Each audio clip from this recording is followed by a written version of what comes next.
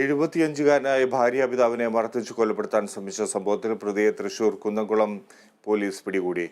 കുന്നംകുളം കണിയാമ്പൽ സ്വദേശി തെക്കേക്കര വീട്ടിൽ 55 വയസ്സുള്ള വിൽസൺ മാത്യു ആണ് അറസ്റ്റിലായത്. Kunnamkulam station house officer UK ഷാജഹാന്റെ നേതൃത്വത്തിലുള്ള പോലീസ് സംഘമാണ് പ്രതിയെ അറസ്റ്റ് ചെയ്തത്. പഴഞ്ഞി സെന്റ് തോമസ് റോഡ് സ്വദേശി പഴുന്നാൽ വീട്ടിൽ സൈമനെയാണ് പ്രതി ചാക്കിൽ കല്ല് കെട്ടി തലക്കടിച്ച് കൊലപ്പെടുത്താൻ ശ്രമിച്ചത്. ചൊവ്വാഴ്ച പുലർച്ചെ 1 മണിയോടെയാണ് ഭാര്യ സ്വപ്നയെ വിൽസൺ മാത്യു മർദ്ദിക്കുന്നുണ്ടെന്ന് നാട്ടുകാർ വിളിച്ചറിയിച്ചതിനെ തുടർന്ന് സ്വപ്നയുടെ പിതാവ് സൈമൺ സംഭവസ്ഥലത്തെത്തിയത്. തുടർന്ന് സ്വപ്നയെ വീട്ടിലേക്ക് കൂട്ടിക്കൊണ്ടുപോകാൻ വാഹനത്തിൽ കയറ്റുന്നതിനിടെ സൈമനെ പ്രതി ചാക്കിൽ കല്ല് കെട്ടി അടിച്ചു. തുടർന്ന് സൈമന്റെ ഓട്ടോറിക്ഷയും പ്രതി കല്ലുകൊണ്ട് അടിച്ചു തകർത്തു.